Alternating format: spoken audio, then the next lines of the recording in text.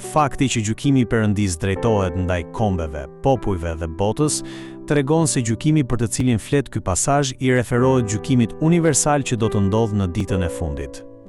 Atë ditë, jo vetëm të gjithë njerëzit, por edhe të gjitha fuqitë e liga shpirtërore do të jenë objekti i gjykimit.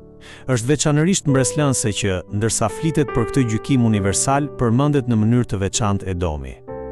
Kjo tregon se Edomi paraqitet si përfaqësues i kombeve. Edomi, pasardhësi i Esaut, edhe pse kishte një marrëdhënie farefisnore me Izraelin, si një popull vëllapër nga prejardhja, e kishte shqetësuar dhe munduar vazhdimisht Izraelin. Në këtë kuptim, Edomi mund të shihet si përfaqësuesi të gjitha fuqive që kanë kundërshtuar dhe përndjekur popullin e Perëndis. Prandaj, gjykimi mbi Edomin nuk duhet kuptuar thjesht si gjykimi mbi një komb të vetëm, por si një veprim i drejtë i Perëndis për të shpëtuar popullin e tij. Nëpërmjet kësaj, kuptojmë përsëri se gjykimi dhe shpëtimi nuk mund të ndahen nga njëri tjetri. Në ditën e gjykimit të fundit do të ketë njerëz që do të gjykohen dhe njerëz që do të shpëtohen. Prandaj, e njëjta ditë gjykimi do të jetë për disa ditë frike dhe shkatërrimi, ndërsa për ata që besojnë do të jetë një ditë gëzimi në të cilën shpëtimi do të përmbushet plotësisht. Sepse gjykimi i Perëndis është dita kur ai i jep fund së keqes dhe e shpëton plotësisht popullin e tij.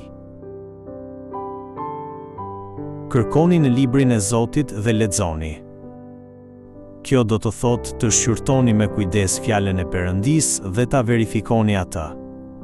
Në kontekst, kjo shprehje thekson se profecia lidhur me gjykimin e Perëndis do të përmbushet patjetër. Kur lexojmë Biblën, mund të shohim se si janë përmbushur fjalët që Perëndia ka thënë. Përmes fjalës Perëndis që tashmë është përmbushur, mund të besojmë se edhe fjalët që ende nuk janë përmbushur do të realizohen patjetër. Isaia, përmes këtyre fjalëve, thekson se edhe profecia e tij do të përmbushet patjetër nën sovranitetin e Perëndis.